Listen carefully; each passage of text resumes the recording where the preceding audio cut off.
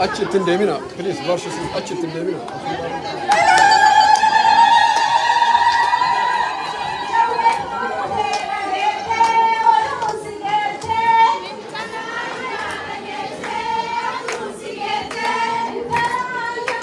Wanjala dia makan.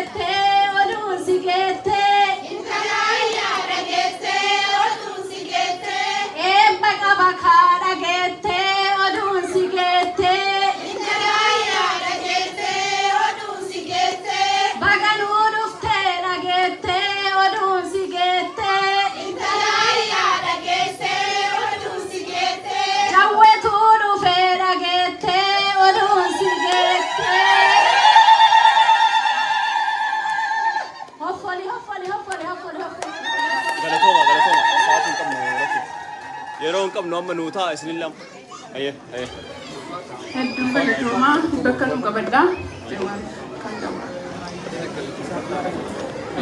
kalma kennii naalaan hayyee hundumti keessan hedduu galatoomaa bullooni Jawaar qofa miti bulloo baay'eetu garmaamaa jira anillee bulloo sana keessaa tokkodha maaliif hundumti keenya yaadaan hidhaa turre wal dhaggeeffannal tokko al tokko walaa dhaggeeffannu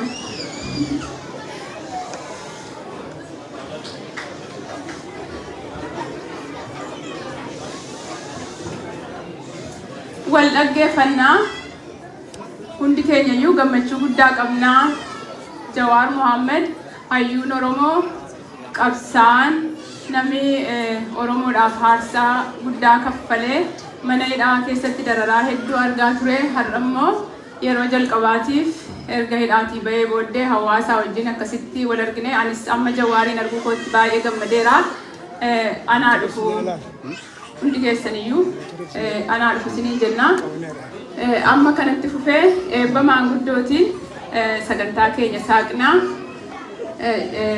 jaarsolii keessaati obbo Tashoomaan akkasumas immoo waldaa amantaa kiristaanaa bakka bu'anii obbo Yoonaas itti dabalee akkasumas immoo waldaa musliimaa irraa Sheek Areedoon asitti nu dhiyaattanii keessummaa keenya kabajaan eebbaan nu jalqabdu asitti nu argamaa ulfaadha.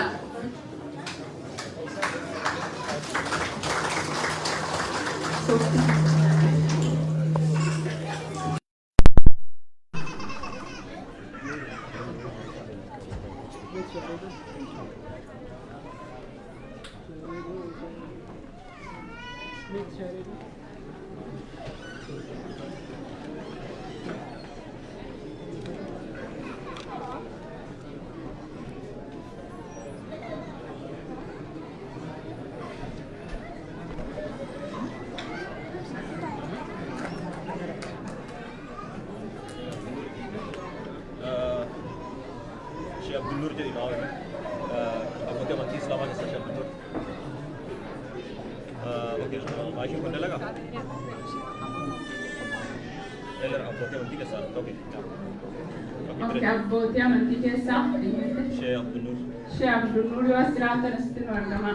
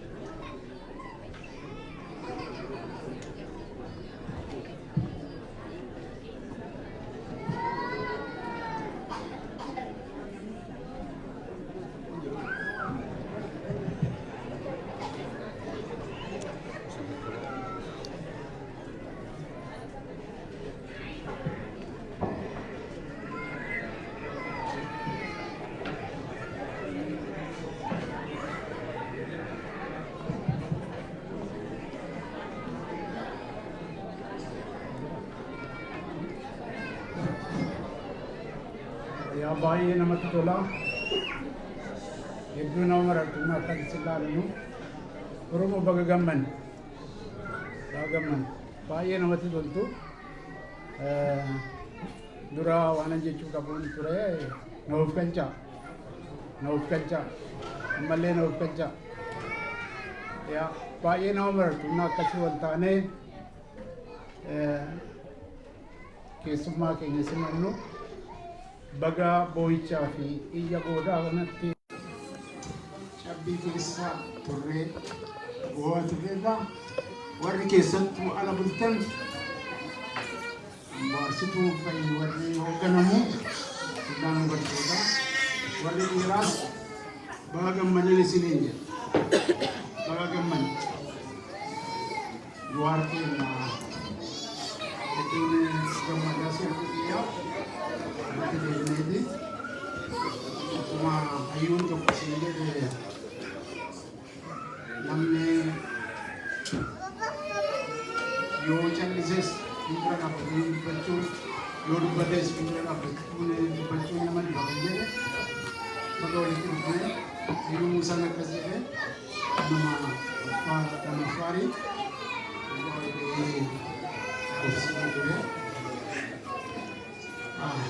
Rabbi galanni haa ga'u Waaqaaf galanni haa ga'u hundumti keessa waa keessa galateeffadha Waaqi galanni haa ga'u rakkoo keessatti wanti hundumtuu hidhamnee turre ani rabbi kun kana halkan guyyaan midhaan soomaa ture yeroo lama ka'ee mobilii kiyya argaa ture obbo Baqqalas Jawaaris hin namnu jennee baay'ee gaddaa turre Waaqni gadda sana keessaa nu baasee tarraqii fagaan nu argisiisee Waaqaaf galannaa ga'u Waaqaaf galannaa ga'u Waaqa kan waa hunda uume abbaan addunyaa isaa Waaqaaf galanni haa ta'u kan ifas dukkanas uume isaa kan bishaanis biddas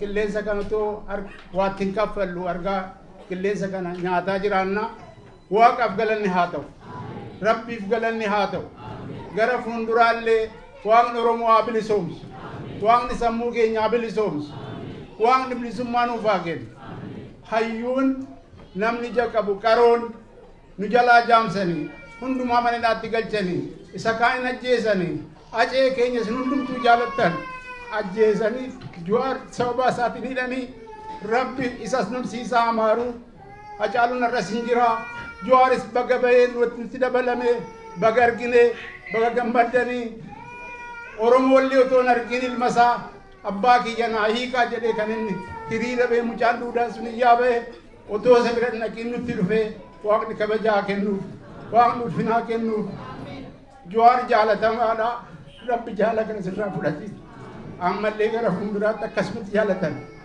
karaan ati deemtu siifaa milkaa'u namni gufuu adda addaa karaarra dhaabaa jira gufuun sunumaas hin tuqini of kan karaan nagaadha karaan nagaa namni deemu nagaadhaan deema nagaadha barbaade waallee adda baafatanii argachuun gaariidha isa kaanis harka tokkoon eeboo harka tokkoon marga jedhani inni eeboo qabatee deemus inni marga qabatee deemus lachanuu yoo didde kana jiraadha kanaafuu karaan margaa sirra hojjetamu Waaqni karaa deemte siif haa qulqulleessu karaan keessan haa qullaa'u Waaqni nagaa nuuf haa fidu ummanni keenya du'aa jira saa kanatti bo'aa jira du'aa jira ummanni keenya gaddaa jira lubbuun keenya lapheen keenya yeroo hunda gaddaa jirti firri keenya du'aa jira kanaafuu rabbi Oromoo bilisa baasu qabeenya keenyaaf duuna kan namaan barbaanne kanaaf ummanni keenya rabbi bilisa isaa godhu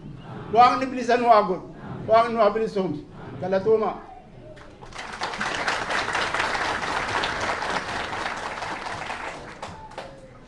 Tole maqaa Waaqaatiin jalqabna Waaqa kadhannee maqaa isaa waamannee hoo jalqabnee milkaa'ummaa nuu kenna walgahii keenyaafis milkaa'uun kaayyoo keenya walootti qabnu akka sabaattis milkaa'uuf gargaarsi Waaqaa yoo nu waliin ta'e malee hin ta'u kanaaf maqaa Waaqaa waamannaa kananas jiru akka waldaa kiristaanaa keessaa dhufeeni garuu bakka bu'ee miti akka nama tokkoottan hirmaadhe kanaaf eebba godhi yookaas kadhata godhi jennaan natti toleera tole jedhee garuu duraan durseetuun kadhatatti hin seenin obboleessa keenya Jawaariin guddaa gammannaa Waaqa galatu ija keenyaan si arguu keenya garaan keenya baay'ee sassataa yaadda'aa sodaataa ture amma garuu baga nagaadhaan baatee nu gidduutti argamte waaqa galataa ga'u jennaa gammachuun koo guddaadha kan saba kanaas akkuma kana waaqa kana galateeffannaan kadhan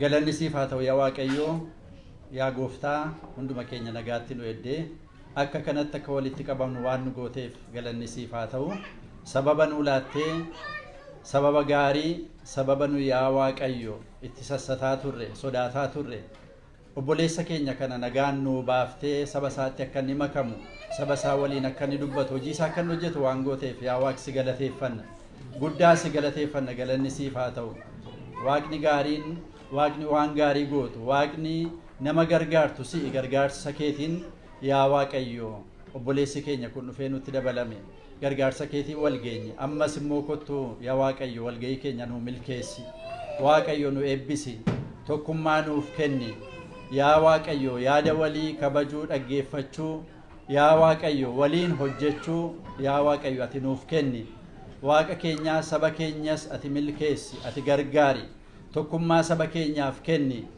yaa Waaqayyo sabni kun waliin ta'ee yaa Waaqayyo bilisummaa isaa bira akka inni ga'uuf ati saba kana gargaari nagaa kee nuuf kenni walgahii kanas ati hamma dhumaatti nu wajjin ta'ee nu milkeessi walgahii obboleessi keenya deemu karaa inni deemutti ammas kana booda isa eegi hojii isaa milkeessi wanti inni hojjetu ija godhatee innis sabni isaa akka itti gammaduuf yaa Waaqayyo ati gargaari maqaa Yesuusiin ameen.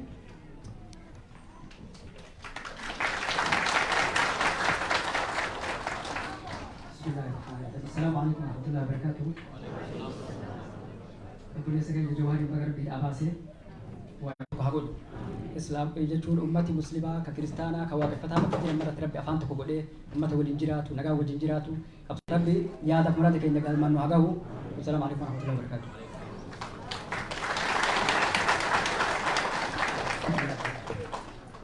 كانت تفوفي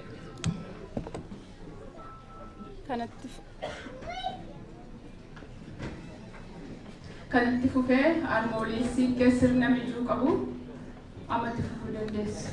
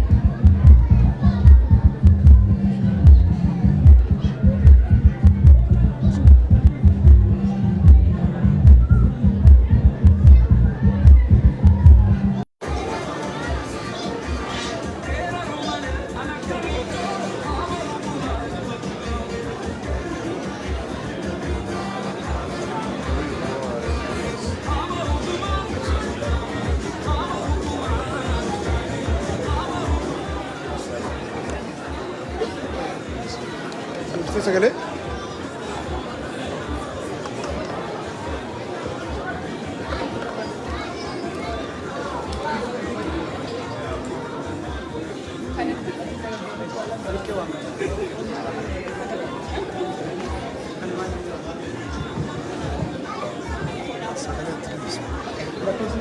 Sagalee barbaanne.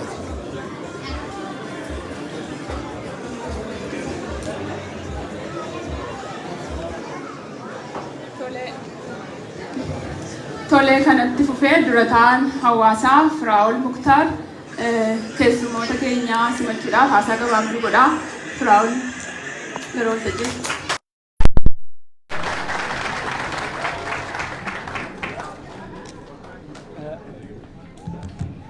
Akkam jirtu baga nagaan dhuftanii.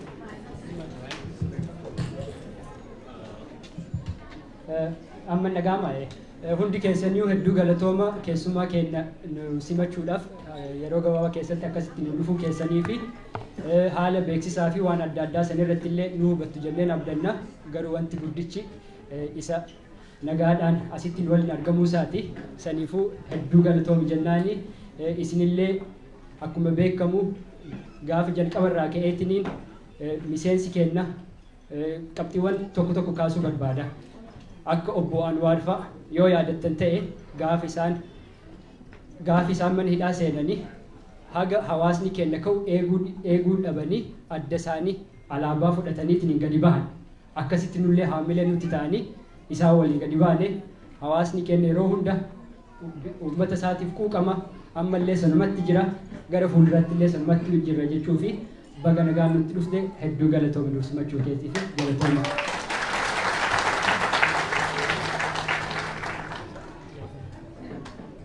Tolee galatoomii Firaa'ol kanatti fufee obbo Buttaan as ba'anii keessummoota keenya waltajjiitti nu afeeru. Obbo Buttaan gara waltajjiitti naa simadha.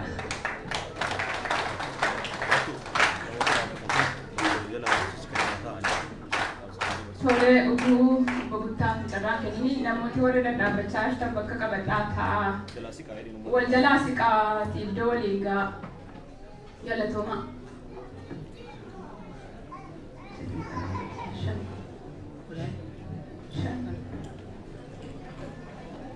Akkam ooltan haluu daga yaa duraan dursee anis irra deebi'ee obboleessi keenya qabsaa haqa namaa ka ture hin dhagamaami hin dhagama duraan dursee irra deebi'ee bu'aa bayii akka biyyaatti akka sabaatti nu mudatee keessatti qaamaan hirmaattee ilmaan Oromoo rakkoo Oromoo furuuf uf kennan wajjiin biyyatti rakkoo biyyatti mudate dhandhamtee yeroo hawaasni biyya alaa kun rabbi umrii si kaa jedhee hin yaannetti hireen guyyaan kee waan hin dhuminiif rakkoo keessaa baatee deebitee hawaasa si jaalatuu fi ergaa qabdu eebjuu qabdu hawaasa keetii qooduuf deebitee mul'achuu keetiif irra deebi'ee galanni ka uumaa galanni ka rabbii jedha baga deebitee ummata wal argite siin jedha. Kanatti aansee xiqqoo wama xiqqoo jedha waan agartee hojiin kiyyallee nama afeeru malee waa haasa'uufi miti. Haalli amma keessa jirru walxaxaa garii walxaxaadha garii murteessaadha. Nuti akka hawaasaatti hawaasni kun hawaasa badhaa fedhiin ummata kanaa waan beekamaa duraan dursee irra dhiifama naa godhaati bakka adda addaatti godhamaa ture. Namni as jirru kun yeroo tokko ol kaanee gootota keenya ka duriitiif ka ammaa haa yaadannu yaadannoo isaaniitiif xiqqoo ol keessoo dhiifama naa godhaati yaadannoo daqiiqaa 3 daqiiqaa 1 gootota keenyaaf haa goonu.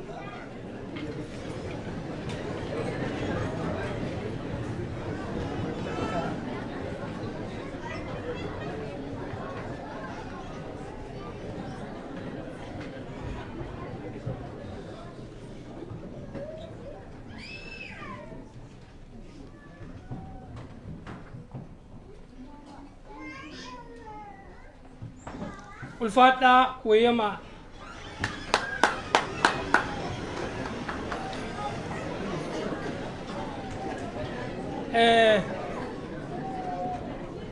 Akkuma dura jedhee obboleessi keenya nu keessatti argamee yaada isaa, yaada biyya isaatiif qabu, yaada ummata isaatiif qabu, yaada dhala namaatiif qabu nu qooduu isaatiif hiree qabna. Odoo gaafsan gaafa Haacaaluu dhabne tarabbii ta'uu baattee innillee nu keessaa dhabame hadha kana hin qabnu. Kanaaf irra deebinee galata galfachaa. Garuu yeroo ammaan kana nuti ummanni ala kana jirru gaafa isaan hidhatti guuraman, gaafa isaan qabsoo ufii itti hirmaatanii qeerroon dhiigaan fidde san biyyattu jettiikuuf biyya galan balballi cufamee ala kana dukkanoofne gaafa Haacaaluun du'e asitti garuu qabsaawaan hin kufaa, qabsoon itti fufa. Ummanni keenya rabbi badhisee nu uume. Weellisooftoonni keenya waan baay'ee jedhaniiran abdii qabna dhallee. Jawaariin ka dinqisiifadhuun akka nama tokkootti waan tartii seenaa keessa dabree fi rakkoo Oromoo laakka'uu bira dabree waan itti amanu qulqulleessee as fidu jira. Kanaan irra deebi'ee maqaa hawaasa Oromoo Oslootiif biyya kanaatiin jabaadhu, waan itti amante akkasitti ummata keetiif ibsi, waan fedhii Oromoo waan dandeettuun guutuuf qulqullinaan itti fufii ulfaa jabaadhu siin jechuu barbaada. Kana yoo jedhu gaafiin kenna biyya keenya irratti biyya hambaa dandee biyya hambaan wararreeniti. Dachii keenya irratti seenaa baay'ee barreeffamee qoratameera. Maali garuu rakkoon keenya? Humna. Jawaar odoo humna qabaatee waan dhugaa dubbateef waggaa 50 durallee hayyoonni Oromoo dhugaa dubbatan dhugaan biyya sanitti hin argamne. Humna waan hin qabneef waan dubbatan sadiitti hojiitti hiikuu hin dandeenye.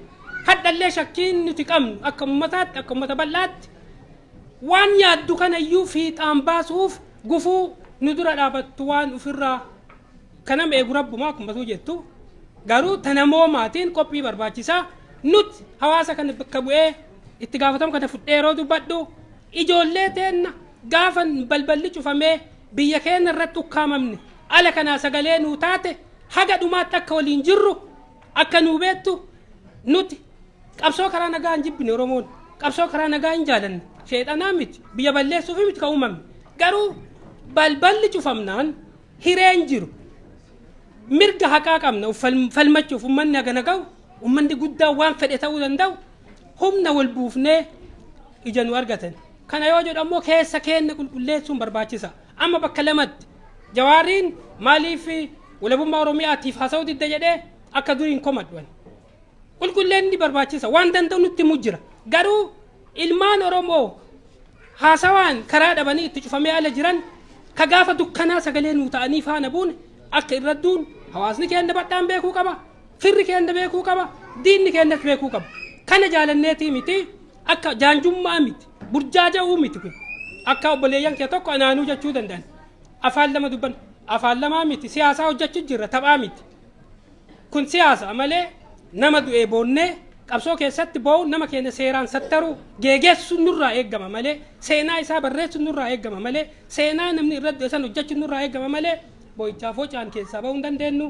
Rabbi si haa milkeessu waltajjiin itti aanu keetii gara hawaasa keetii koottuu waan Rabbi sitti agarsiise sagalee keetiin dhageessi jedhee si afeeraa ulfaadhu.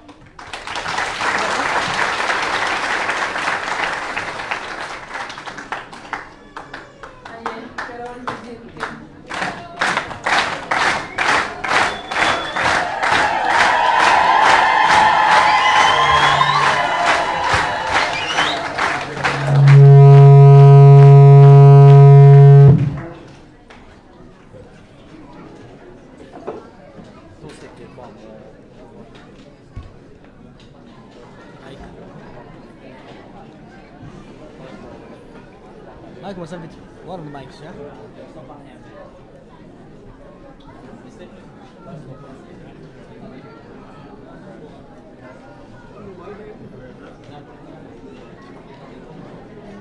Kan what do?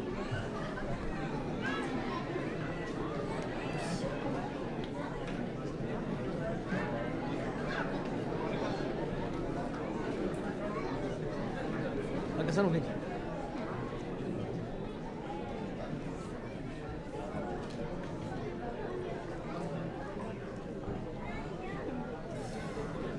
Tatama masih ini. Enggak, bukan tak masih. Aku kamu.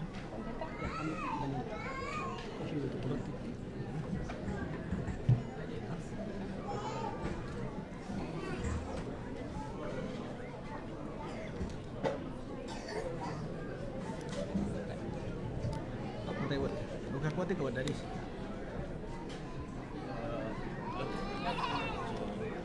Ini menuju mesti skor pada negara sekarang ini. kamu udah betul. Kamu? Oke sih, oke. Oh, bodoh. Asal nyanyi asal bodoh. T-shirt kating kau. Agaknya aja udah nih, wanita itu ada. Itu ya.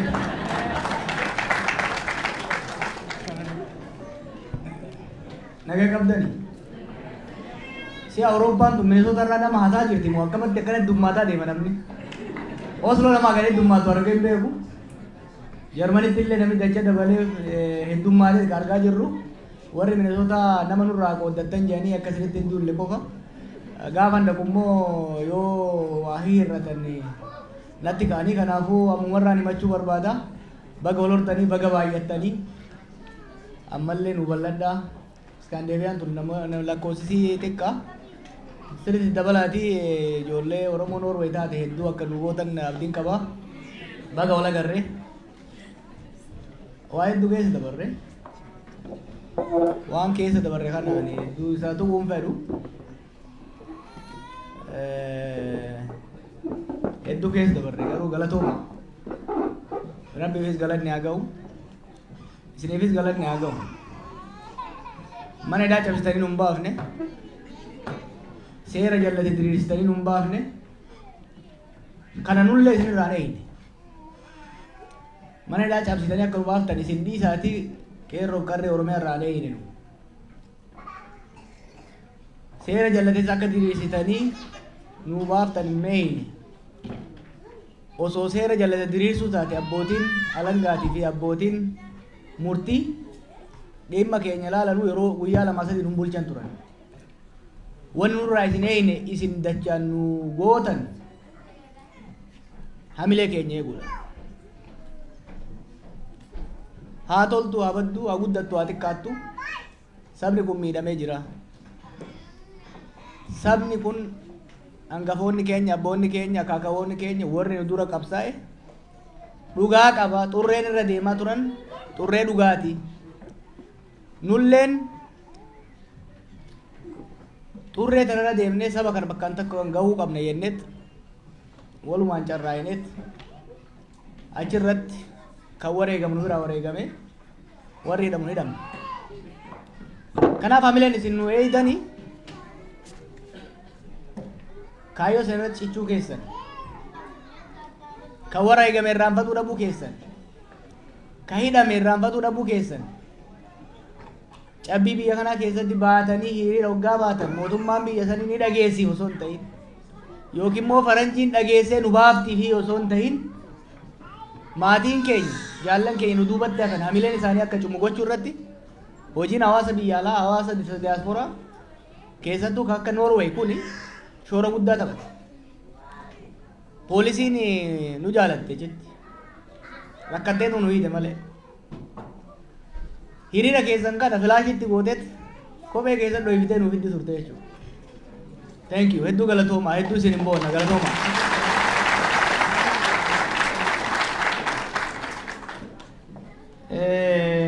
Biyyi tunis biyya galataati. Biyyi Noorwee biyya galataati. Isin warra as jiru dhiisaati. Uummata keenya Minisootaatu mishinii Swiidinii fi Noorweeyitu achi geessee qubachiise beekaa. Biyyoota Awurooppaa keessaa warri dura Oromoof dirmate Oromoo rakkate biyya isaarraa ari'amee Somaaliyaa keessatti hoggaa Somaaliyaan kuftu rakkate warri dafee dhaqqabee fi qubachiisee guddisee aadaaf seenaa isaa kabajee afaan fi barsiisee afaan isaa kabajee fi nu bira dhaabate keessaa biyyi tun biyya galataati. dhugaa biyya isaanii waan hin jiru osoo hin ta'in biyya galataati. Biyya kana galateeffachuudhaaf dhufne dhokannee dhufne malee dheengaddas turre asirraa Osloo deemne Siwiidin deemne kana warra mootummaa isaaniittis galata galfanne dhiyeessinee jirra. Isin warra as jiru qubachiisuu qofa osoo hin ta'in biyya keenya keessatti shiraaf sharrii deemu miidhaa uummata keenya irratti deemu dura dhaabbachuu irratti security council irratti bakka adda addaa irratti kallattiinis kallattii maleenis haqaaf dhugaa biyya keenya uummata keenyaa bira dhaabatan waan ta'aniif uummata galataati gara fuulduraatis biyya kana keessatti cimtanii tokkummaa keessan cimtanii hawaasa keessan cimsitanii isinitti ufitti isin fudhachuu isaaniitiif akka isiniin boonan gochuu qabdan jechuudha.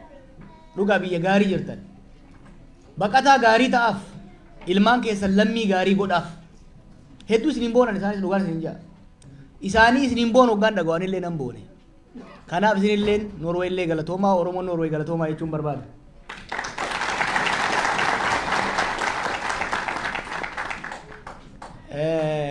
Arra haasaa caalaa marii goona waan hin sodaanneef Muktaar Usmaan gaaf tokko biyya dhufeeti yeroo viidiyoo tokko gaafiin wat godhee bakka dhaqan dhoorginaan gurbaan na bira dhaabatu maqaan dhahu fuulaa turraachitu eegale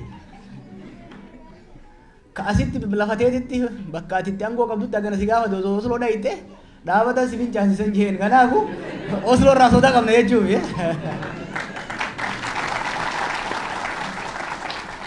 magaalaan akka Osloo fi Torontoo magaalaa qabsoo'onni gameeyyiin gurguddaan keessa jiran ka qabsoo tana bakka isiin irraa kaate wajjiin ka'anii bakka isiin kuftetti kufanii osoo lafatti nafin ka'anii cabaniis okkolaa warra qabsoo tana asii hin ga'e waan taatanii fi waan qabsoo waan keessa dabarree fi waan hedduu isinitti himuun namatti ulfaata. Hawaasa irraa hubatan malee hawaasa hubachiisuu barbaachisu miti hawaasa irraa baratan malee hawaasa barsiifnu miti. Kanaaf Osloo hoggaan dhufu sirriitti itti qophaa'e hoggaan immoo makiinaa keessa ka'ee gaaddisaan faan na fidan immoo na harkaa facaate hedduunsi. Kanaaf isin irraa barachuun barbaada. Dura bu'aan keessan duruu na eegale yeroo dheeraa ol beena nama amma rifeensa qaba gaafa isa beeku. Dhukkeen irraa kaasaa dura gaaf dabara paaltoof irraa kaasee jechuudha. Kanaaf duruu na eegale. Kanaaf marii bal'aa goona. Eegani hidhaa bahee callisee interviyuu kennee as haasaan guddaan godhamaa jira. Saba keenya gidduutti mariin guddaan godhamaa jira. Dibeet guddaan godhamaa jira. Kun xiqqoo waan sirrifachiise natti fakkaata. No, irrifatina. We are a deliberative society. Kun uummata mariiti. Oromoon yaada dhiyeessee odaa jala taa'ee yaada san irratti dhukkee walirraa kaasee waliin mari'atee hanga walii gahutti hanga walii galutti jalaan ga'u. Kanaaf marii ammaa kana by design itti yaadeetiin eegalchiise kan akka beektaniif. Waa lama irratti marii kan qabu. Tokkoffaa biyya keenya keessatti nagayaa barbaachisaa. Humnoonni wal lolaa jiran mootummaa irraa kaasee lolaan biyyi ijaaramu waan hin jirreef kaleessas dongora jechaa ni turre har'a dongora ta'uu isaanuu gubatanii waan arganiif gara nagayaatti haa dhufan kaja'u kaafnee jirra. Kun marii guddaa kaasee jira. I'm glad kaasuu isaatti immoo ittiin gammada itti yaadeetiin maaliifi wantoota hedduu callisaniitu yoo ka deeman taate hin ta'u. Meeritiin isaa sirriitti ilaalamuu qaba jechuudha. Warri mootummaa siif ilaaluu qaba. Qabsaa'onni keenya siif ilaaluu qaban akka hawaasaatti. Dhumaatiin Oromiyaa keessatti deemaa jiru. Wal fixiinsi deemaa jiru. Waan nu dhukkubsu alatti caalatti fuuldurri dhufaa jiru baay'ee waan na sodaachisuuf dhimmoota kanaan dhodhoo isaan maaliin fayyiftu akka jedhamanitti dhodhoo isaadhaan bira dabruu osoo hin taane rakkoo Oromiyaa keessa jiru ifatti baafnee irratti mari'achuun uummata kanaaf barbaachisaadha jedhee waan hin amaneef marii kana immoo yoo akka kiyyatti gogaansa naacha ta'e taate malee namni kun kaasuu waan sodaatuuf hin kaase tokko kana.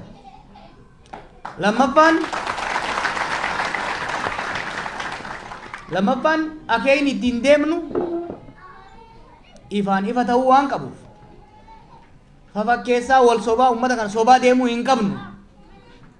Kanaaf nu akka paartiitti irratti marreennee ejjennoo fudhanne ejjennoo dur qabnu kan irra deemnee mirkaneeffanne waan qabnu uummata kanaaf kan ta'u saba kanaaf kan fayyadu sirna federaalawaa dimokiraatawaa kan uummanni Oromoof sabaaf sablammoonni qeefiit irratti ittiin bulchan biyya immoo waliin bulchan dhaabuu qabna kan jedhu yaada dhiyeessinee jirra jechuudha. Kana irratti hiriyoonni kiyya dhukkeen irraa kaasaa jiru. Kuni bareedaadha. Barbaadeetiin jechuudha. Now we are talking. Amma Oromoo keessatti amma Oromoon waa'ee Oromoo haasawuu eegalee jira jechuudha. Manadhaa keessa teenyee wanni ilaalaa turre Oromoon waa ofii dhiisetti waa'ee Ormaa laala. Waa'ee Ormaa haasaa ture. Maal nu rakkoo dhabneeti? Maal nuti rakkoo dhabneeti? Namni keenya dhumaan jiru ka dhumaati Ormaa boo'uun gaarii. Ofii boo'uu qaba namni. Qabsoon teenya dagamtee rakkoon uummata keenyaa dagatamee qabsoo Ormaa goonni keenya dagatamee goota Ormaa lalisuurra turame namni. This is not acceptable. Sabni guddaan akka Oromoo dhimma isaa mari'achuu qaba.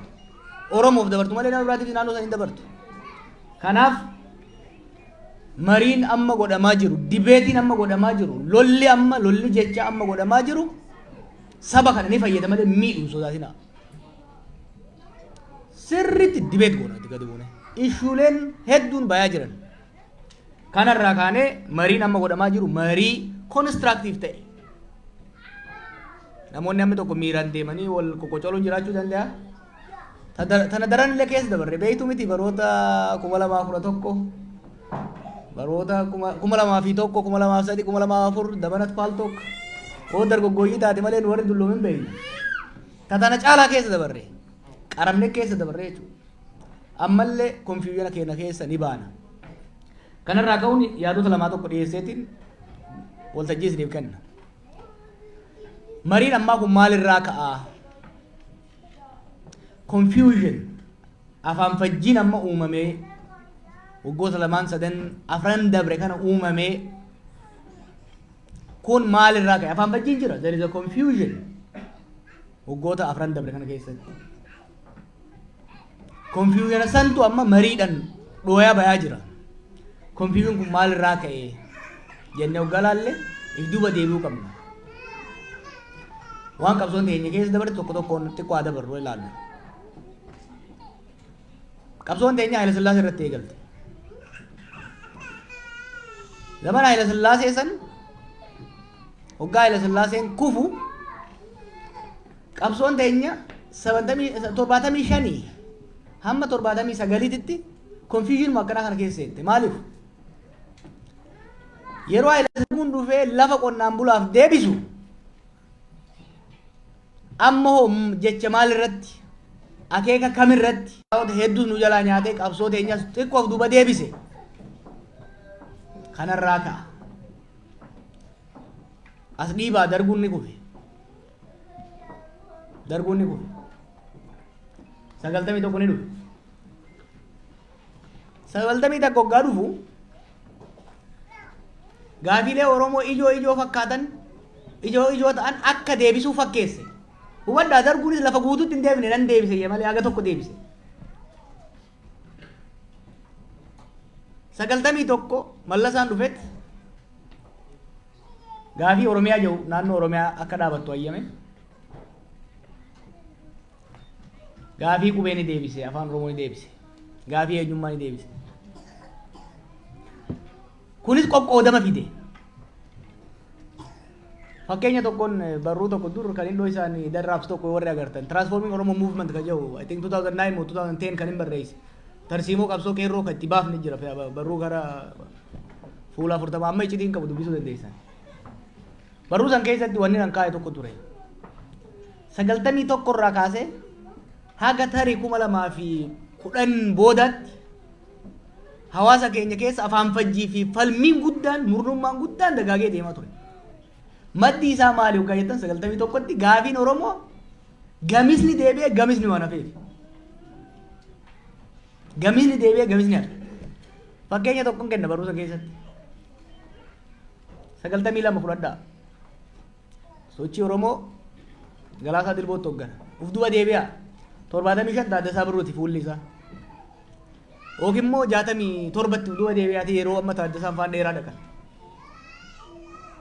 Taaddasaan dheeraa dhaqee alagaa jalatti bulaa jirta. Alagaan si saamaa jira. Afaan keetii fi aadaa kee si ukkaamsaa jira. Yoo jeeni qonnaan bulaan dheeraa qonnaan bulaan Arsii fakkeenya baay'een barbaadu. Maaliif si ofii irgoo safara? Maaliif mana murtiitti bakka araddaatti si maabaloo dubbata? 92 Galaasaa fuutanii dheeraa yoo geessitanii waanuma Taaddasaan jeessan yoo inni kaja'u taate uummanni hin dhaga'u. Maaliif Shinaabbaachoon Difaambaachoon achi irgoomsisoo guuraan jiran? Maaliif si maabiloon hin jiru afaan isaatiin? Kalee afaan ormaatiin dhiitama, amma afaan ormaatiin dhiitamuu eegalee jechuudha. Na hubattu? This confusion is very important. Gaagama crisis qabsoo Oromoo keessatti 92 irraa kaasee probably hanga 2014 qabsoon keerroo eegalutti gaagama mooraa qabsoo Oromoo keessatti uumamteef 91 akkaataan itti mootummaan deebii Oromoo gaafii Oromootiif deebii itti kenne murteessaa ture jechuudha. 2018 waggaa fudhanne ammas chaalenjii biraa keessa seene. Qabsoon Oromoo dhiibee sirnicha kuffise. Amma rakkoo guddoo seenne.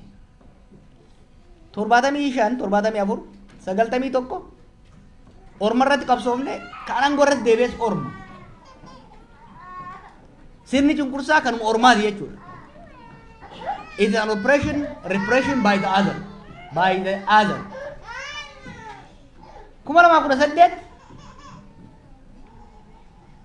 Orma irratti qabsaa'uu akka hin dandeenye taane. Keenyumatu mataa mootummaa qabate jechuudha. Maaliin jechuun jira? Hariiroon mootummaa Itoophiyaatii fi hariiroon uummata Oromoo jijjiiramas itti fufaas deemte waan ajaa'ibaati.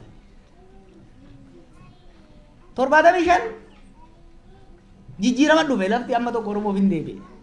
Oromoo fi mootummaan garuu diina ta'anii itti fufan. Oromoon security threat Ethiopian state ta'ee itti fufe. 95 91 shoora qabsaa'ota keenyaatiin fi saboota birootiin sirni darguu kufe. Gaafiin Oromoo hamma tokko hin deebi'e.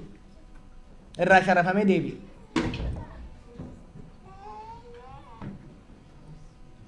Miidhamte? Dargaggeessa waan taatu mataa jabaa qabda.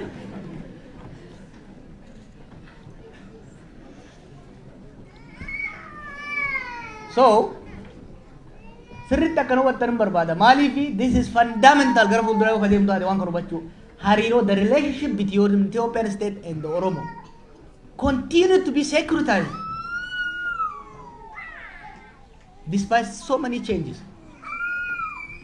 95 lafti deebinaanis diinummaan mootummaa Itoophiyaatii fi ka Oromoo hin jijjiiramne mootummaanis Oromoo akka diinatti ilaalu Oromoonis mootummaa akka diinatti ilaalu itti fufe. 91 gaafii silaa ijoo Oromoo jedhamu hammi tokko hin deebi'e garuu Oromoonis mootummaa akka diinatti ilaalu itti fufe mootummaanis Oromoo akka diinatti security threat itti ilaalu eegale itti fufee jechuudha. Jijjiiramni jira beekaa hamma tokko lafti deebite hamma tokko gaafiin afaaniif gaafiin naannoo deebi'e 91 2018 Orma qabsoofne Orma ofirraa kaafne keenya ol baafne.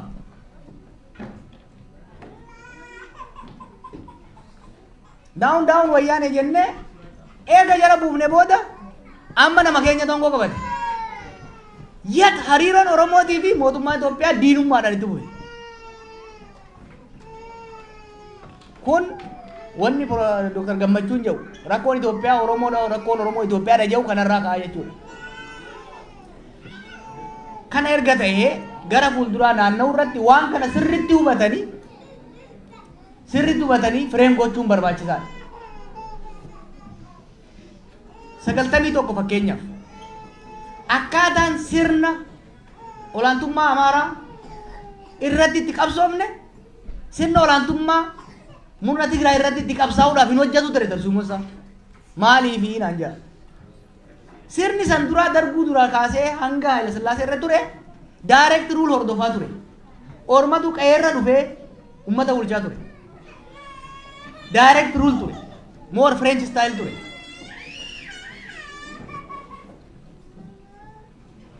Sagaltamii tokko booda ka dhufe sirni Mallasaa immoo indirect rule keetummaan si saama ifii sin saamu. Sirni Haayile Sillaasee directly qabalee ramma gandatti sirna gad diriirsee extractive exercise hojjeta ture resource buqqaasuudhaaf. Sirni Wayyaanee immoo tooftaan sun waan hin hojjetiniif nama gahaas ka Oromiyaa guutuurra qubachiisu waan hin qabneef gaafii Oromoo hamma tokko hin deebise.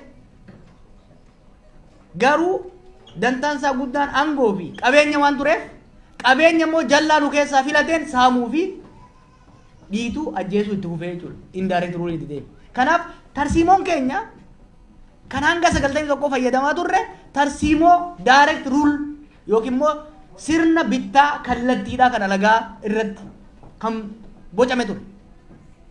91 booda immoo tarsiimoo keenya jijjiiruu qabna ture.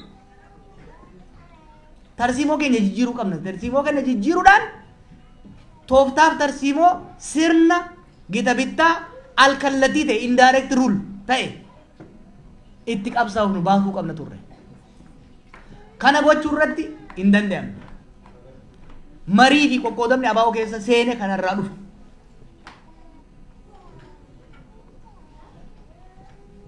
Fast forward to 2018. Laaftutti hin ilaalina. Akkaataa sirna amma dura sirni amma immoo fundamentaalii jijjiirama guddaa jira. Hubadhaa isin jee hiriiroon mootummaa Itoophiyaatii fi the state Ethiopian state fi Oromoo diinummaa irraa hin jijjiiramne. Garuu akkaataa humni aangoo qabate itti bitu tarsiimoon mootummaan the state the way the state tries to handle the Oromo question strategiin isaa jijjiiramaa dhufe.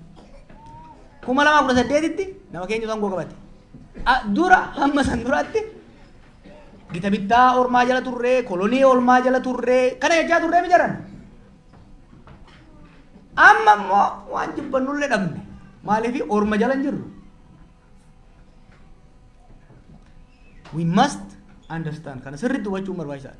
Gara fuulduraa deemnee yoo jennu taate dubbiin 2018 booda hariiroon sirnichaatii fi uummataa diinummaa ta'ee itti fufus tooftaaf tarsiimoon sirnichi ittiin deemu kan sirnoota amma duraati irraa adda ta'uu hubatuun barbaachisaadha. Takka jeen irraa bu'a. 75 sirni darbuu gaafii lafaa deebise. Gaafii belbeltuu yeroo sanii gaafii lafaa turte deebise. Gaafii belbeltuu gaafii lafaa turte deebise. Eega gaafii belbeltuu deebise maaliif Oromoo wajjin diina ta'e itti fufe? Maaliifi sababni isaa Oromoon gaafii paakeeji ta'e qaba. Gaafii sadii jenneera amma dura. Abbaa biyyummaa jalatti kan deebitu. Eenyummaa ofii kabachiisu. Qe'ee ofii irratti qabeenya ofii irratti abbaa ta'u. Mootummaa isaa ta'uun filachuu.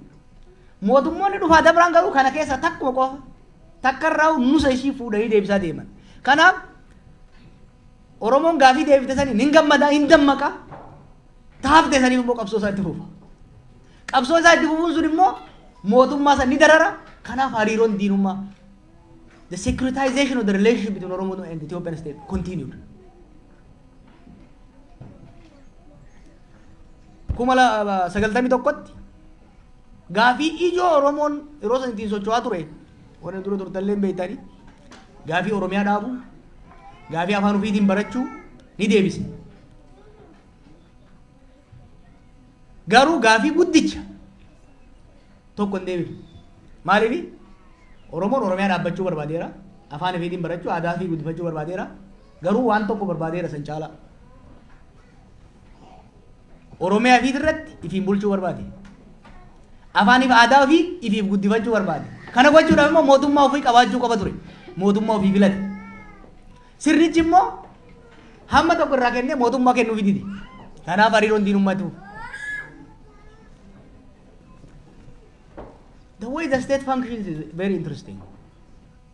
State only yang kun afaan Oromoo waan hin jirreef mootummaa illee miti government miti state. 2018 gaafiin guddaan nuti oofaa turre sirni alagaa kufuu qaba. Sirni Oromoo dhufuu qaba jennee deemne. Inuma dhufe. Nama Oromoo aangoorra nu kaa'e sirnichi. Sirna Oromoo garuu ijaaruu hin dandeenye. Maaliif Oromoon kan gaafate ormi akka nurraa ba'u barbaanne irra garuu nama nu barbaanne nama nu filanne sirna nu filanne kan nu bulchu barbaanne. Sirnichi abbaa irree nu kenne jechuudha. So unfortunately hariiroon mootummaa Itoophiyaatii fi ummaticha jidduu jiru hariiroo diinummaa ta'ee itti fufu. Kana sirriitti hubatanii deemuun barbaachisaadha. Akkamitti haa deemnu? Bakki irraa ka'uu qabnu tooftaaf tarsiimoon mootummaa Itoophiyaa Ethiopian state jijjiiramuusaa akka duritti alagaa irratti orma irratti qabsaa akka hin jirre keenyuma irratti akka kalee agaaziin hin jiru sirni darbuu hin jiru amma kan jiru keenyumatu keenyaan wal lolaa jechuudha. Kun nama baay'eedhaaf liqanfamuu diduu danda'a. Miti. The state has reinvented again using our own men and women. Haala kana keessatti fuuldura Oromoo yoo carefully deemuu baanne waggaa 20 wayi qisaasne jijjiirama sirna darbuutirraa gara wayyaanee dhufe san sirritti hubannee tarsiimoo jijjiirama saniin madaalu baafnee deemuu dadhabuu keenyan gara waggoota 20 wayi qisaas boodarra kana hubannee tarsiimoo saniin gitu keessaa tokko ni yaadattan. Tarsiimoo saniin gitu keessaa tokko qabsicha gara magaalaa galchuu qabsicha gara lafaa fi risoorsiidhaan wal qabatu middle class ta'ee wal marjii godhe kanaan wal qabatu jijjiiruu ture. Bal'aadha yeroo biraa kitaaba keessatti barreessee waan jiru ni agartan. Amma hoo sirna abbaa irree alagaa irratti qabsaa'uun fi sirna abbaa irree ofii irratti qabsaa'uun tarsiimoo adda addaa hordofuudha qaba. Ara xiqqoo teeoreeti kaaliin ta'e dheengadda ijoolleedhaaf ibsaan ture bakka biraatti. Sirna abbaa irree ormaa jechuun nama alagaa laga gamaa dhufee waa si jalaa fuudhe yookiin immoo si miidhe abbaan keetis adeerri keessi obboleessi keetis si wajjin ka'eet reebee ari'ee yoo barbaachisaa ta'e ajjeesee haaloo sii ba'a tokko ta'e jechuun maatiin kee orma kaasu sirna abbaa irree ormaa akkasiin irratti qabsaa'aa ture. Sirna abbaa irree mataa keetii jechuun immoo nama jallaa obboleessa kee jallaa jechuudha. Obboleessi kee jallaa yoo si falate yookiin immoo hatee yoo si miidhe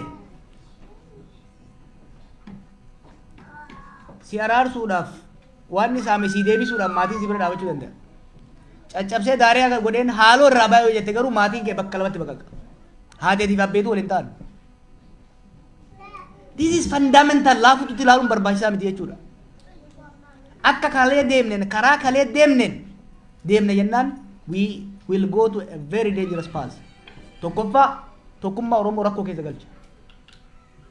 Maatii keessan beektan maatii keessan namni lama wal lollaan haga fedhe tokko jallataa tokko qajeelaa haa ta'u maatii addaan baqeessa. Oromiyaa keessatti maatiin Oromoo adda baqaqee jira amma. Oromoon keessattuu baay'ee bifa nama gaddisiisuun sheexana kan godhaa jiru hin beeynu keessattuu Wallagga keessatti Shawaa Lixaa keessatti Shawaa Kaabaa keessatti Gujii lamaan keessatti nama jajjabaa qofatu ajjeefama. Jaarsa jabaa, abbaa qabeenyaa jabaa, barsiisaa jabaa kan nama walitti fiduu danda'u. San qofaa miti. Walajjeechaan ta siyaasaa bira dabartee kan dhuunfaa ta'aa jirta. Personalized violence is coming.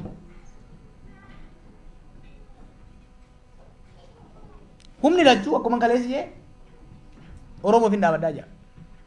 warra biltiginna akka fagoo laaltan kanaaf yoo itti siitanii laaltan warra siyaasaa osoo hin ta'in keessattuu warra qawwee harkaa qabu warra kaan olaaltanii Oromoon aangootti dhufeera. Pay attention to this. Oromoon aangootti dhufeera. Dhiiga meeqaan aangootti dhufne? Haa toltu haa baddu. Amma gadhiifnan ormatu gara biraatii dhufee qabataa. Kanatti hin deebinu kanaaf lolaa jirra siin jaa. Obboleessa isaatiin lola beeku.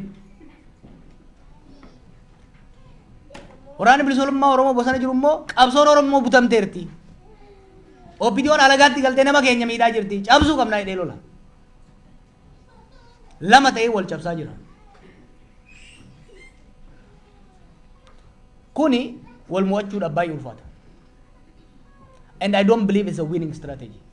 Warri mootummaas yoo dhuguma hundallee ta'uu baatu yoo dhuguma Oromoo ajjeesuudhaan ilmaan Oromootiin wal loluudhaan ilmaan Oromootiin wal rukutuudhaan amma yeroo tokko waan hogganni Oromiyaa bulchu tokko hoggaa gadi ba'ee shanii ammanaa damassasne jedhu nama dhaga'ama. Maaliif obboleessa isaati kan inni fixe vice versa gara kaanitti sogaatu. Namummaa qofaa miti obbolummaa qofaa miti kan isin jechaa jiru maatuma isaa adda baqaqsaa jira. The Ethiopian state has found a new way ammas akkaataa itti perpetuationii Oromoo irratti gootu kan ittiin fufaa jirti jechuudha. Kanaaf marii bal'aa gaafata. Chaalenjiin amma Oromoon isa mudataa jiru ta'amma duraa irra jabdu. Maaliifi ta'amma duraa ta'alaat turte. Ta'amma duraa ta'alagaat turte. Ta'amma duraa ta'ormaat turte. Amma ta mana keessatti. Rakkoo mana keessaa immoo mana keessatti fixatan. Kanaaf ho'iwaataa turre. Rakkoon mana keessaa tuni mana osoo isin hin diine. Isin akeekkachiisuun barbaada isin kadhachuun barbaada. Mana kana osoo hin diine mana waggaa 50 kan utubaa bakka tokko dagalee bakka tokko lafee teenya dhiiga teenya waliin qabnee haga tokko jaarree yeroo kabaan nu hafu kanatti ilmaan mana keessa wal loluu eegalte kana osoo manni kun hin diigamne fala itti barbaaduu baannaan rakkoo guddaatu uumama. Bilisummaan barbaannu biyya teenya irratti abbaa biyyaa ta'u qabeenya keenya irratti amma barra Wallaggaa fi Shawaa Lixaa keessatti hiraara irra ga'urraa uummanni zabanni wayyaanee osoo nu deebi'e jechaa jira. Ni beektanii maatii keessan yoon soobee gadhaa gaafadhaa. The anarchy, lawlessness. Kanaaf wanni waa'ee nagaa haasayaa jirruufis mootummaa jaalannee yookiin woboo jaalanneeti miti. Wotaaddaraa walaa fi tusurra koon qabu. Konsekwensiin isaa itti aanee wanti dhufu baay'ee waan nu sodaachisu. Qabsoo Oromootitti illee guufuudha malee gara fuulduraa waan hin tarkaanfachiifneef. Oromoon kan qabsaa'e hiyyummaa keessaa ba'uudhaaf. Mootummaa isaa ta'uu filatee abbaa irree jalaa ba'uudhaaf. Qe'ee isaati irratti nagaan ollaa wajjin nagaan qotatee daldalatee jiraachuudhaaf. Har'a garuu warri godinoota xiqqoo nagaa qaban irraa dhuftan illee hedduun boonina. Ibiddi kun bakka hunda ol gahaa jira. Mana hunda waliin gahaa jira. Kana dhaabsisuu baannaan akka kiyyatti rakkoo guddaatu dhufa. Kanaaf akka kaafaa'uttis akka mataa kiyyattis wanni jechaa jirru wanni amma ta'aa jiru kun qabsoo Oromootiif guufuu guddaa Oromummaa fi Oromiyaadhaaf balaa hamaa fidee dhufaa waan jiruuf mootummaanis akka mootummaattis balaa guddaa waan itti fidaa jirtuuf biyyallee qilee buusaa waan jiraniif qilee kanarraa dhaabanii akkuma Oromoo wajjin wanni ajaa'ibaa Oromoon gara walitti jabaataa Oromarraa. It's ironic, isn't it? Ani hedduun gammada uummata Tigraayiif isin qabsaa'uu keessaniif hedduun isin hin boone haaloo akka hin qabanne uummata dhugumaan mirga namoomaatiif qabsaa'u akka taatan mirkaneessitanii jirtan.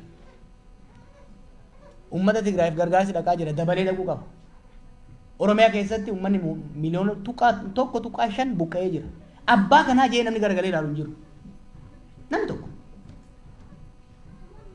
Oromiyaa keessatti guyyarra namni 10 20 dhibbaan ajjeefamu. Loltuu miti kan isin jechaa jiru. Jaarsi biyyaa, qonnaan bulaan, daldalaan, dubartiin. Akkuma inni eeggate Jarmanitti jee namni abbuma argeetu ajjeesa. Poolisiin ni ajjeesa, kuun ni ajjeesa, kuun ni ajjeesa. Eenyu du'e? Eenyutu ajjeese? Maaliif ajjeefamee hin jiru fuudhanii nu awwaalu? Namni disensitized ta'aa dhufe. Kun immoo fuulduree keenya irratti rakkoo guddaadha uumaa. Kanaaf hamma dandeenyetti humnoonni jiran waan mana keessaa kana sirriitti naa jabeeffadha. Akkatti namni keenya orma caalaa walitti garaa jabaatu. Lola ormaa araaraan fixani. Wallola orma wajjin qaban araaraan fixani. Ka ilma ayyaa wajjin qaban immoo qawween fixuu barbaadan. Waay! Kanaaf kanuma jechuu barbaada. Inaas hojii garuu namni mirkaanii buna kanan si'a galatooma ceerraa isin kenna.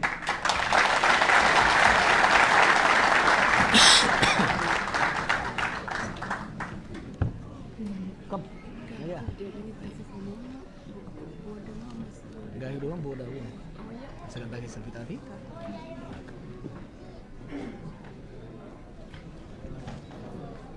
deebiin ta'amoo isin ta'a?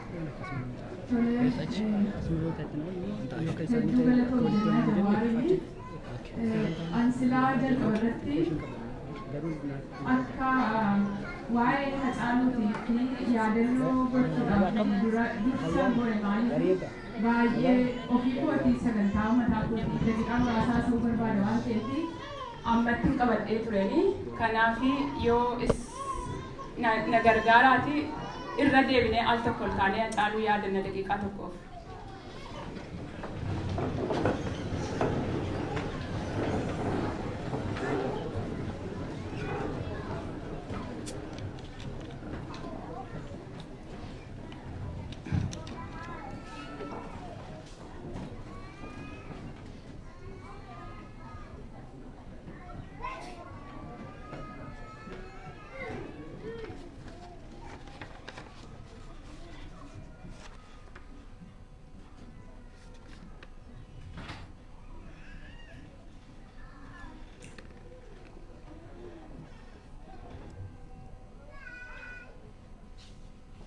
Galatooma ta'a.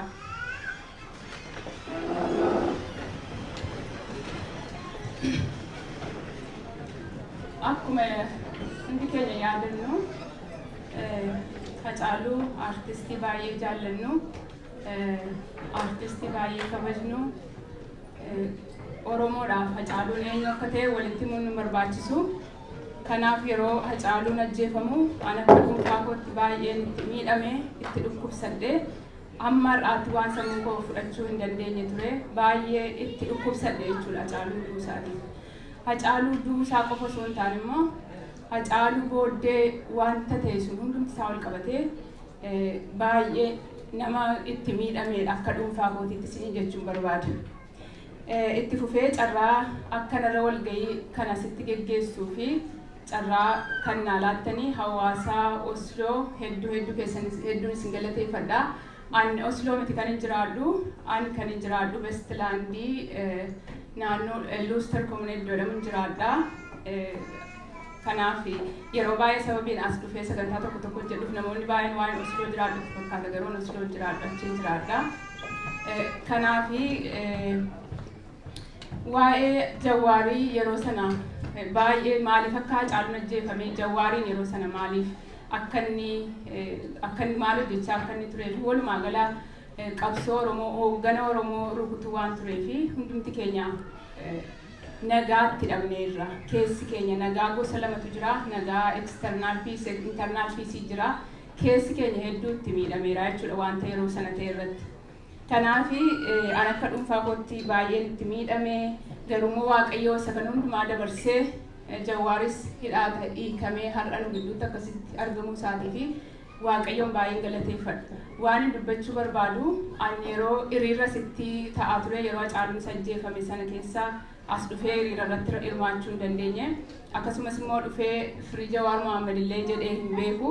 Kanaaf Jawaariin dhiifama gaafadha. Garuu waan tokkoon gochaa ture. Waaqayyoon kadhachaa ture. Ijoollee koo wajjin iskaayippiidhaan ijoolleen koo biyya jiru isaanii wajjin waggaa kana guutummaa Waaqayyoon kadhachaa ture. Waaqayyo immoo har'a deebii nu deebisee akkasitiin Jawaariin ija fooniitiin arguu kootti baay'een gammadaa. Waaqayyoon naa galateeffadha. Waan jechuu barbaadu tokko yeroo sirba Hacaaluu keessaa maal mallisaa kan jedhutu jira. Yeroo baay'ee dheengadda dhiyoo kana namaa wajjin otoo haasofnu maaliif waliin gallu? Maali rakkinni keenya? Maaliif Oromoo waliin galu? Maaliif waggaa hamma kana obboleessuma koo wajjin illee walii hin galu jedhe. Achi booddee wajjin haasofne rakkootu jira. Rakkoo sana akka itti furruu irratti rakkinni jira. Namni baay'inaan jira namni hundumtuu tokko ta'uu hin danda'u. Namni hundumtuu adda addaa kennaa adda addaa qaba. Akka adda addaatti yaada. Namni kun hundumtuu tokko ta'uu hin danda'u. Garuu akkatti waan dhuunfaa keenya dhimma keenya bakkaan gaannee garuu waan waloo irratti immoo waan walitti nu fidu jiraachuu danda'a. Egaa akka ani waan ani ilaalaa ture keessaa akkuma beektan akkuma yaadattan waggaa darbe kuni waggaan 2020 duraaf booddee baay'ee jijjiirameera haalli addunyaa jijjiirameera kan Afrikaa jijjiirameera kan biyya keenyaas jijjiirameera kan Itoophiyaas jijjiirameera kan Oromiyaas jijjiirameera waa hedduutu jijjiirame. Maaltu jijjiirame akkuma beekamu dhibeen koronaa waan hedduu gaaga'eera. Inni kuni addunyaa kun hagam walirratti hirkattee akka isheen jirtu. Addunyaan kun yoo gar tokko miidhame inni tokko akka dhukkubsatu yoo akkuma qaamni keenya iddoo tokko yoo qanxoorne qaamni keenya guutummaa dhukkubbiin nutti dhaga'amu addunyaan kun nagaan ishee dinagdeen ishee hawaasummaan ishee fayyummaan ishee hundumtuu walitti hirkatee jira. Kanaaf inni kun addunyaa keenya irratti rakkoo jijjiirama hedduu jira bara 2020 kana booddee. Akkasumallee erga lolli biyya Awurooppaa keessatti eegaleellee waan hedduutu jijjiirama gurguddaa jira. Inni kun jira. Gaafamoo akka Oromootti gara kan keenyaatti deebinu Oromoon waggaa hedduu qabsaa'eera. Bu'aa qabsoo isaatiis argineerra. Ani mataan koo bu'aa qabsoo Oromooti. Har'a akkasitti isin dura dhaabannee akkasittiin haasa'uu danda'uun keenya bu'aa qabsoo Oromoo keessaa ani mataa koo nama tokkodha jechuudha. Hundumti keenya iyyuu kanas jirru hundi keenya bu'aa qabsoo Oromoo irraa dhufne jechuu hin danda'amu. Kanaaf waan jechuu barbaadu akkuma Hacaaluun jedhe maal mallisaa jedhe sirbee mallisaa maal jechuun furmaata barbaadudha. Hinduun tokkoon du'aa tokkoon ajjeesisaa maal mallisaa jedhee furmaata barbaachuudha. Maaltu fala ta'a kanaaf isa jedhu jechuudha. So furmaata tokko barbaaduu dura immoo koozii rakkoo sana duuba maaltu jira? Maaltu rakkoo sana fi uume? Isa jenne gaafa deebinee ilaaluutu nu barbaachisaa jechuudha. Ani akka ilaalutti akkuma Jawaaris kanaan argaa dhufeeti amma Awurooppaa keessaa imala galatoomaa kanarratti haasa'aa jiru ilaafilameedhaan Oromoon rakkoo isaa akka furachuu qabu irratti isa kanatti nama mallisaa haasa'uudha. Rakkoo adda baafachuudha. Rakkoo sana erga adda baafannee booddee immoo rakkoo sanarraa kan ka'e immoo miidhaa maaliitu uumame Oromoo irratti rakkoo sana xiinxaluu. Rakkoon sun immoo akkamitti furmaata argata isa jedhu irratti hojjechuu barbaachisaa jechuudha. Wanta Jawaar fa'aa asitti imala galatoomaa kanaan dhufanii fi fala barbaaduudhaaf jechuudha. Falli isaa immoo nama biraa yookiin qaama biraa bira jiratu hin ta'in anaaf isin bira jira. Tokko keenya bira jira. Qaama Oromoodhaaf hin qabsa'a. Oromoo fooyyessa Oromoo jijjiira jedhu bira jira jechuudha. Egaa wantooti rakkooman akka addunyaatti wantoota gurguddoo sadii jira. Tokko kan addunyaa kana nagaa dhowwu waan sadii jira. Tokko addunyaa keenya namni kan inni konfliktii yookiin immoo walitti bu'uu danda'u waa sadii yookiin amantii irratti yookiin bulchiinsa yookiin immoo gabarnaansi isa jennu irratti akkasumas immoo siyaasa. Oromoon amantiidhaan waldhabee beeka. Oromoon amantiidhaan waliin dhabu Oromoon amantiidhaan. bulchiinsa gavarnaansiidhaan wal dhabuu danda'a. Sirna bulchiinsi yeroo jennu bulchiinsi kan mootummaa qofa osoo hin taane bulchiinsi kan mana keessaa akkuma Jawaaramuun dubbataa ture kan obbolootaa kan maalii jedhee gavarnaansi keessa kan obboloota kan maatii jiraachuu danda'a. Kan biyyaa jiraachuu danda'a. Kan instituushinii adda addaa jiraachuu danda'a. Inni kan biraan immoo siyaasadha. Siyaasi walitti nu buusa, eeyyee walitti nu buusa. Maaliif walitti nu buusa? Kompitiishiniidha. Neechariin siyaasaa paawarii aangoo fudhachuudha waan ta'eef kompitiishiniidha. Kompiit wal godhachuudha. Namni aangoo qabachuudhaaf kompiit wal godhachuudha. Kompitiishinii kana keessatti walitti bu'iinsi hin dhufa, eeyyee walitti bu'iinsi hin dhufa. Maaliif siyaasa aangoo ilaallata waan ta'eef aangoon immoo addunyaa kanarraa immoo the most scarce resource addunyaa kanarraati paawarii nama aangoodha. Aangoon salphaatti hin argamu jechuudha. Kanaaf wanti walitti nu buusu jechuudha. Kanaaf egaa wal yeroo konfliktiin uumamu immoo kanaaf kun immoo maalitti adeema gaa rakkoo rakkootu uumamaa deemaa jechuudha. Kanaaf rakkoo kanaaf fallisaa maal akkuma sila Jawaar kaasee maal mallisaa kan jedhu suni maal mallisaa furmaata ilaameedha. Konfliktii maaneeji akkatti goonuu baruu qabnaa barachuu qabnaa. Konfliktii maaneejimenti istaayiliin immoo gosa adda addaa jira. Tokko akkamittiin furuu dandeenya, akkamittiin rakkoo keenya furuu dandeenya, akkamittiin furmaata barbaadu dandeenya seetuu fi tokko yeroo konfliktiin uumamu akkaataa nuti itti rakkoo uumame sana furuu dandeenyu kan waan shantu jira. Inni tokkoffaani rakkoo sana amananii fudhachuu. Yoo namni lama walitti bu'ee rakkoo sana ani balleesseera yoo dhee yookiin immoo nan galchu yoo dhee dhiisee inni kun yookiin akkasittiin akkomodeet godhanii yoo bira darbanii jechuudha. Inni lammaffaa immoo kompromaayiz gochuu danda'u, kennanii fudhachuu. Kompromaayiz jechuun lachuun gammachiisu garuu immoo inni tokko lachuu persentii 50% kan gammachiisu jechuudha.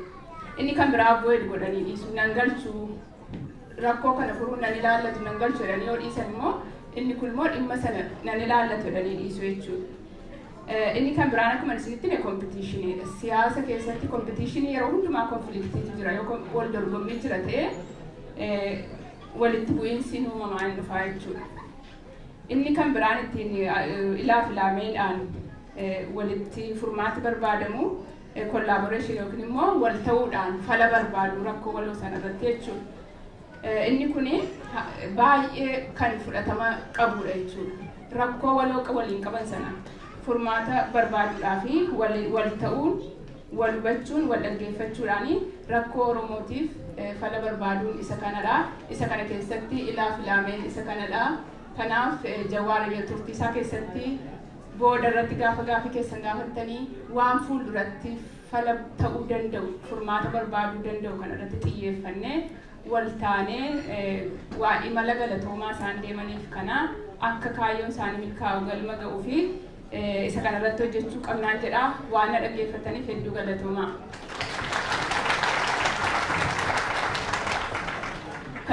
Kanatti fufee koreen galii maddisiisu imalli galatoomaa kuni akka inni milkaa'uu fi koreen asitti ba'anii asitti dhufanii sagantaa kanatti fufu kana booddee Jawaar fa'aa boqonnaa fudhachuu danda'u.